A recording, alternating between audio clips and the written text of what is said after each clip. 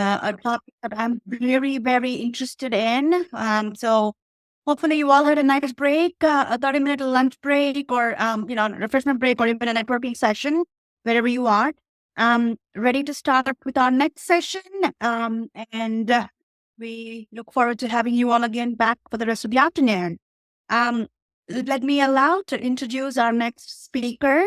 We have Perry Timms here with us, founder and chief energy officer, people and transformational HR, and a very cool topic. I'm very excited about this one. Perry's going to talk about HR 3.0, the future operating model for work. So welcome, Perry. Floor is yours. Thank you. Thank you, Sue. Hearing you.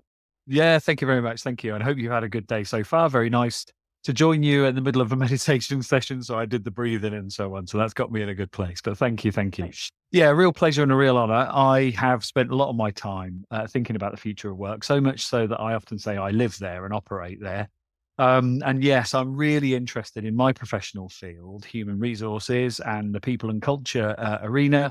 And so, yeah, I've been thinking for a couple of years now about how we can create the step change needed in the world of work. And so the whole rethinking work topic is absolutely close to my heart. So I'll put the slides up and talk you through what I would like to share with you today. So to start with, I went to artificial intelligence, and you can see here I used Google Gemini with the prompt, an idyllic but realistic view of the future of work with a strong people, communities, and planet perspective. And this is what it came back with.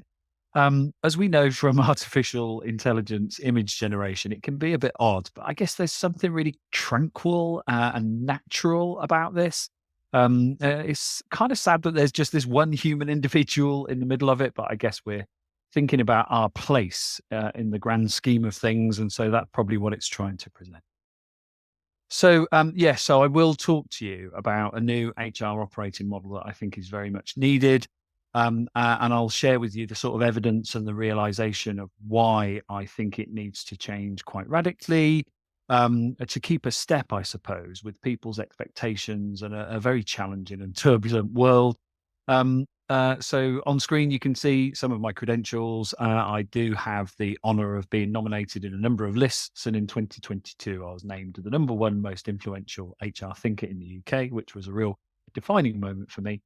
You can find me on LinkedIn and things like TEDx. I've got a couple of speeches on there. I'm very interested in a less hierarchical, much more human-centered way of looking at how we can do work and how we can create organizations where people flourish. And the reason I believe HR is in an advantageous position to do so is what you can see on the screen there, being more dynamic, diversified, and deliberate. And I'll talk to you about how we can do that. So let's get straight into it. Little bit of context about the company that I've been running for over 12 years. We are people-powered, change and innovation-led. We're strong on things like agile, autonomous and inclusive working. We spend a lot of time thinking about design and systems and the energy that people put into work and the energy they deserve to get back from their work. So we're very much standing in the space of conscious business models and the next stage of organization design. And we're guided by things like the United Nations 17 Sustainable Development Goals. And we are a certified B Corporation, living wage, and a proud 4-day operating week organization as well, and climate action positive. So that's a little bit about us and the space we occupy. Now, I understand earlier on the agenda, you had this guy, the fabulous Gary Hamel. And here's a little screen grab from a talk I saw him deliver a couple of years ago. And I just love the context of this. How we are shifting in our approach to human beings in the workplace and the work arena from the classic human resources, where institutions would employ and engage individuals to create income. That's almost like the industrial and knowledge era model, to the context really of human beings being resourceful. So still using the word, but a slight twist on it, where we as individuals are choosing an institution with which to create impact. And that impact is impact for the company, it's impact for the community that the company operates in, the market, the sector, impact on the planet, and of course, impact on us individually. So I love Gary's take on this. And I very much subscribe to this theory that we are at the dawn of what he calls, and I believe in, participatory organizations, ones where there's an enormous amount of activism, inclusion, and participation, as it says. And the hallmarks of organizations like this are that they are post-bureaucratic. They have moved away from too much work about work. They are much more around the concept of humanistic management, so that we start from a sense of duty of care, support, enablement, belief, aligned to culture, values, and the impact that the company is there to deliver. And within that, we see a field of what is called organizational democracy. And I've been looking at organizations that practice organizational democracy for about 20 years. They often are non-hierarchical. They're very pioneering and led by experimentation, activism, inclusion, and innovation. So I think there's some writing on the wall, quite literally, that Gary's distilled in a beautiful way. And of course, he's done some terrific research about how we can be still very wasteful in the world of work, and we can find ourselves inhibiting human endeavor and somewhat suppressing the spirit of participation. So to move to that is absolutely where I think we're headed. Now, I'm going to share a model that I created a few years ago because I wanted to really distill down the sense of organizations that flourish. And that word has its roots in Greek ancient, I guess, rhetoric, where we can see the concept of something called eudaimonia, and Aristotle kind of coined the phrase. It's almost like the highest sense of human good. It's beyond hedonism and happiness, and is more about a constant state of joy.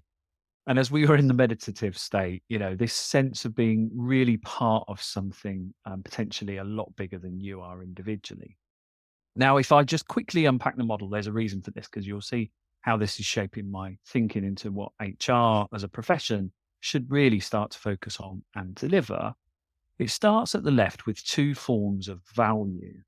The value that is created by the enterprise, whether it's for-profit, non-profit, public sector, education, healthcare, finance, manufacturing, utilities, whatever it is, there's value to be created by that company.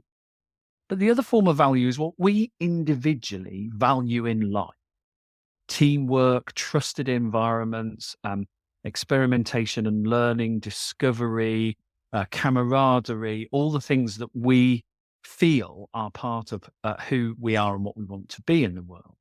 That creates meaning for the organization. That's why it exists, to create value in a particular market or a particular way. But we have meaning as individuals too. And if there's a sweet alignment between those two, that's where we can start to see real magic happen in the experience of work. But sadly, that doesn't happen enough when we look at polls done by organizations like Gallup year on year, using the frame employee engagement. It's pretty low, it's pretty plateaued, it's flatlined, and it's not where it could be. So if we move across, and we can see how this is framed by two forms of both intellectual and physical manifestation. One is systems, the systems we operate at work, and the other is energy, the energy that we create, that we bring, and that are sort of sparked into action. And then within it, some of the recognizable things that if you're in the HR practice field, you might recognize as almost like cultural elements and facets of how an organization operates. Everything's designed and it's based on principles. Those principles could be the values that the company espouses. They could be the legality and the sort of regulatory framework that you operate in, whatever it might be. But those are almost like the two starting points, really. We deliberately design our systems and channel our energy, and we set principles which the systems deliver, and that our energy is a participation within. And then these things tend to happen in terms of things like job descriptions and team structures and organizational shape and flow.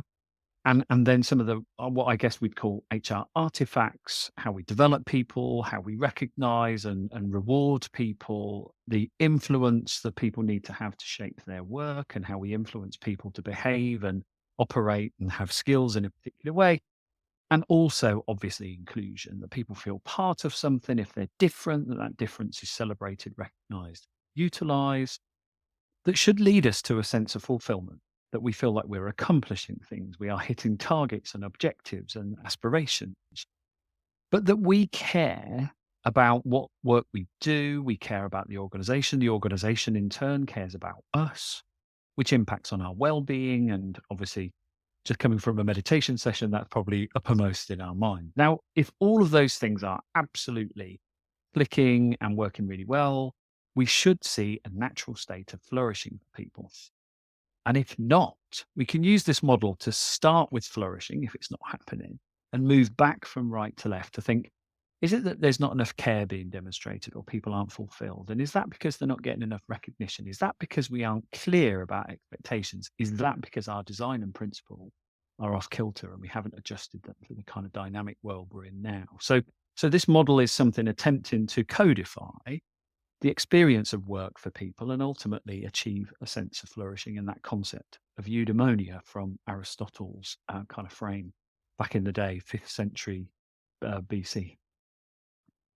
And if we look at HR, that's had an enormous amount of change over the last kind of 100 years, I suppose. If we go back to the concept of worker welfare, at the height of industrialism, we had child labor, we had people on very low income, we had people in very toxic and dangerous conditions for work and so on. And worker welfare was a way of addressing that by saying, well, actually, these people need looking after, they need caring, they need strong support, they need to know that they are going to work in a place that's safe and can help them with their economic side of life.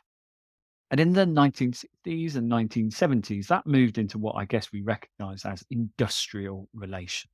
The rise of unionism, the kind of negotiations between employers and senior leaders and union representation of people as workers would attempt to create fairer conditions, annual leave, maternity, pensions, and fair pay.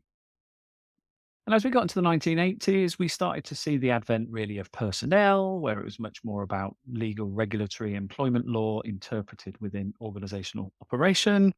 And in the 1990s, we started to shift the approach into human resources. And it was about recruitment and talent, and it was about learning, it was about creating career paths and thinking about loyalty and a future and progression.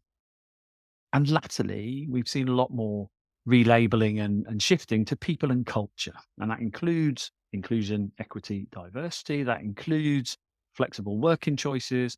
That includes cross geographical alignment to a company's mission. But now we're sort of going back. We're going back to the whole sense of, are we looking after people well? What's the impact of work on them and the impact they have on work for us as an organization? And that sense of activism. We've seen the rise in the UK, particularly of industrial disputes around pay and working conditions. We've seen people like the Hollywood movie producing arena withdraw their labor because of the utilization of artificial intelligence to take away roles from human beings. So we can see that there's probably a sense that almost all of these are now combined into the sense of what a modern and progressive HR people and culture function is having to deal with. So that's the kind of pathway really that's gotten us to the position that we're in now. But in the mid-90s, Michigan professor Dave Ulrich came up with a model that he felt really represented the time and the shift from personnel to a much more business-oriented and human-centric way of starting to position work, shared services for technology-enabled HR administration, centers of excellence for people who knew things like talent, acquisition, development, organization design, psychology, employee relations, and then a role called business partner, which is people who are, I guess, interpreting human need and people science and business performance and the kind of sweet spot between the two. That model is probably still the prevailing model for many HR teams around the world. And Dave did change and update this model towards the back end of the 90s, early 2000s, when he came up with these roles: the change agent, the employee champion, the administrative expert, and still the strategic partner. So we've seen some adaptations. Now, in 2017, I got the chance to write a book called Transformational HR, and I updated it in 2021. And I took a look at the profession from that historical lens and also looked at the kind of prevailing challenges around about the mid-2010s. of how people had started to move to more adaptive structures, all of those democratic organizations I talked about. People were experimenting with a range of different ways to design organizations and to give a strong sense of how people could create career paths and could participate in some pioneering activities. So, in this model, I tried to reflect some of that shift and give some different frames to it and just look at some of the products and the services and the support that HR was providing coaching, business analysis, talent development, there's kind of future skills, people strategy, client experience. I think there's something in here about the emergence of things like behavioral science and understanding things like customer relations that was starting to become part of the deal inside organizations as well. Now, there are some companies who have taken that model on, which is really pleasing for me. But even now, I kind of look at it and think it's still part of an evolution. So I started to think about what could be next. And I was fortunate enough during the middle of COVID, really, I suppose, and then afterwards to have a look at the nature of skills. And so, because I couldn't really do the research myself, I looked at the research that was already done out there in the world. So, Gartner, McKinsey, the World Economic Forum, OECD, all manner of people who were starting to look at the emerging skill sets for HR and leaders in the midst of a pandemic and then post pandemic. And as you can see from these kind of two top 10s, there are some potential surprises and some things that we're like, yes, absolutely, that's what we expected. And things like science and analytics and design are all in there. And then I guess we're seeing things like code and the whole psychology of learning and agility becoming things that were really starting to come to the top of the list as an organization looked to adapt to a market and uncertainty in a future that it didn't really know what to expect. And in 2023, that had slightly changed.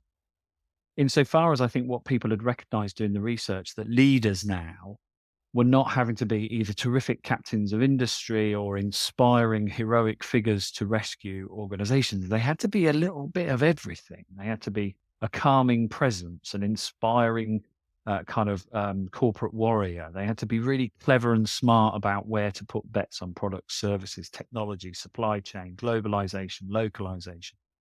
So this multifaceted leader thing was really fascinating for me. And then some of the others translated across experience design, science, and purpose becoming really strong, and how we can look at things like lifelong learning and inclusivity as really strong human traits that were likely to give organizations a human differentiation, not just a product and a brand and a market dominance, but they could attract talented people. They could retain talented people. They could unleash talented people. And that was seeming to be the real recipe for success. So lots of CEOs would say what kept them up at night. It was obviously things like cash flow and markets, but also have I got the right people with the right capabilities now and for the future? And that was a real challenge for people coming out of the pandemic and now into, I guess, a still very turbulent world. So I mapped those to that model I talked about earlier on.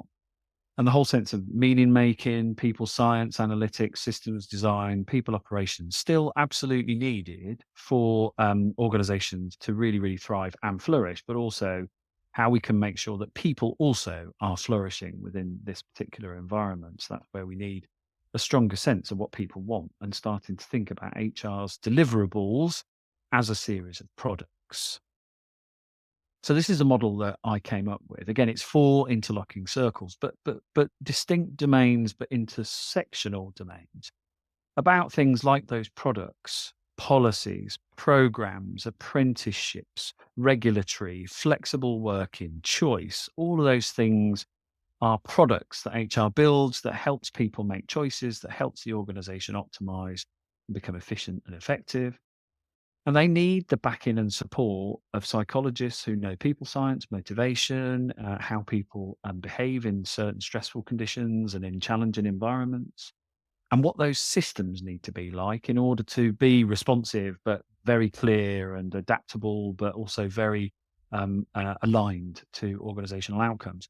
And of course, underpinned by strong processes, by good utilization of technology, by fair, ethical, and safe ways to look at data and to store data and utilize data. So it doesn't feel massively radical, perhaps, but some of the roles that we're used to in the HR profession, I think, are probably past their sell by date. But we do need people strong in particular areas of practice like pay modeling.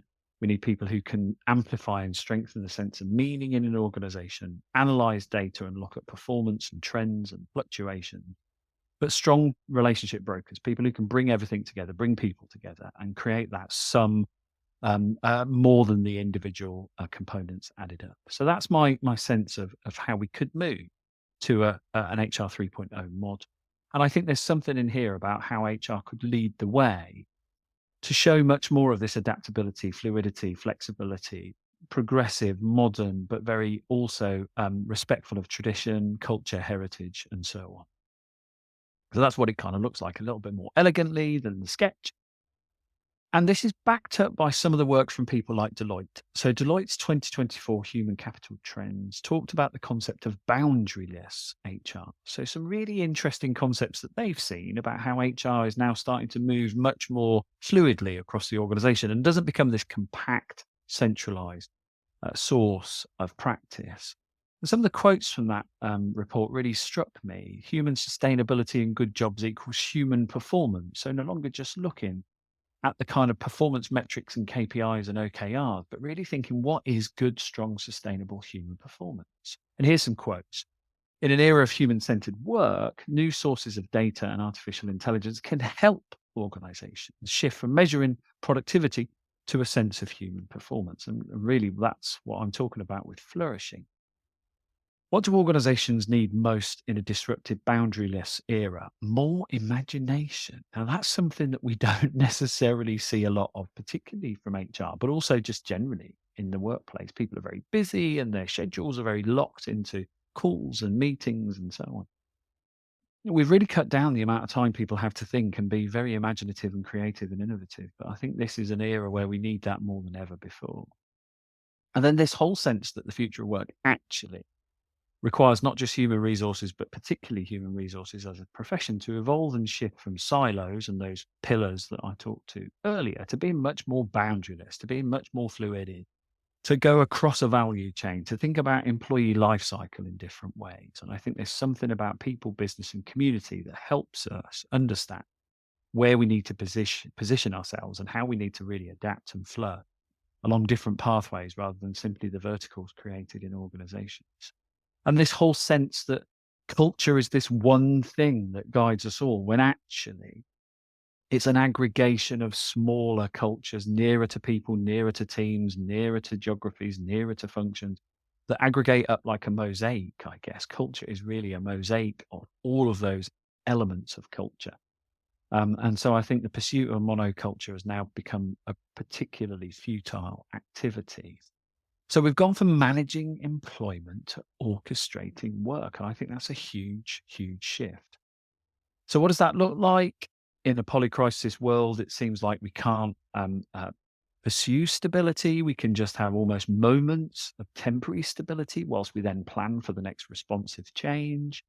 Something about the hyper focus on performance and how difficult that is in challenging times, this leader facet being multiple and different and dynamic.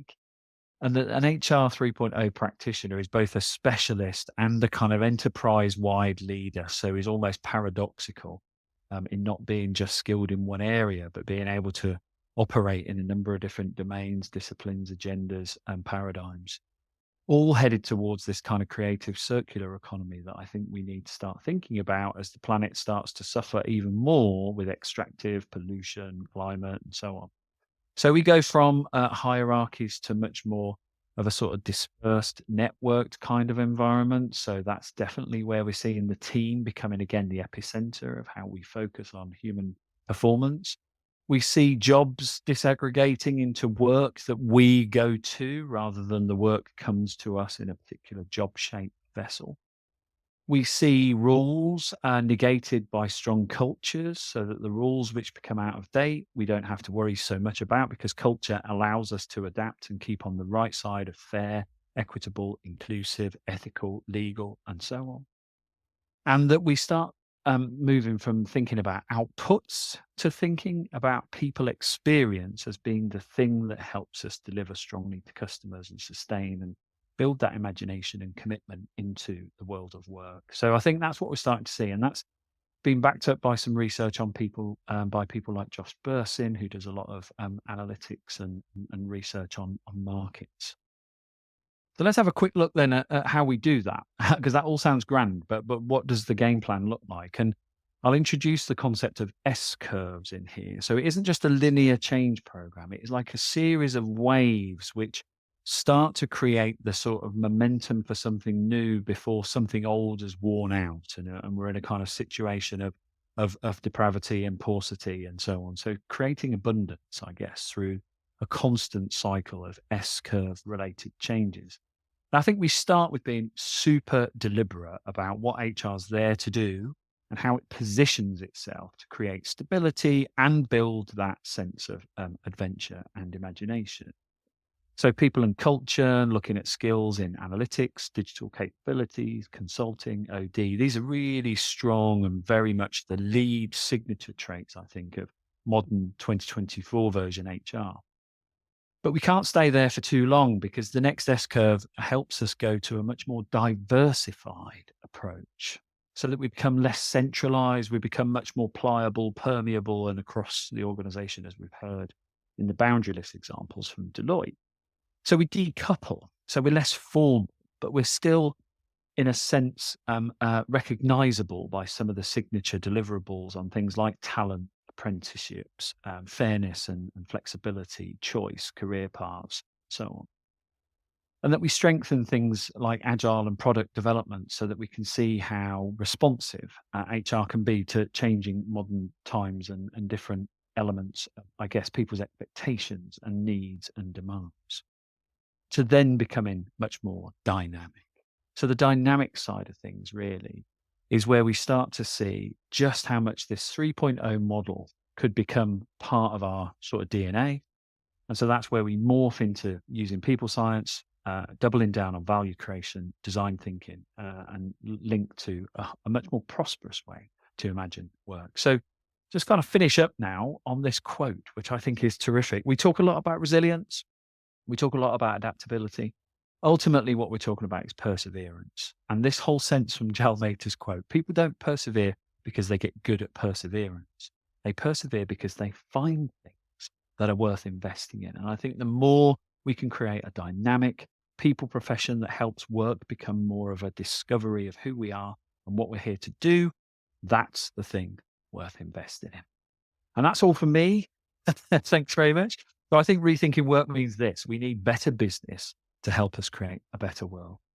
And Soumya, I'll come back to you now. Thank you. Great. Thank you, Perry. This was a lot of good information. Again, as an HR professional myself, I think some of these things I've already seen as moving towards certain roles. But again, I think Brilliant. An interesting challenge to have. Sometimes it feels like a tall order to follow, Yes. but then, there's so much happening. So I guess, how soon we are able to, like you said, persevere, adapt, and, move forward is going to help us become better HR professionals and hopefully add more value, I think. So that was, I think, definitely I can see certain points which are like, this already happening. And I know there's some other things that are going to happen in the next couple of years. So true.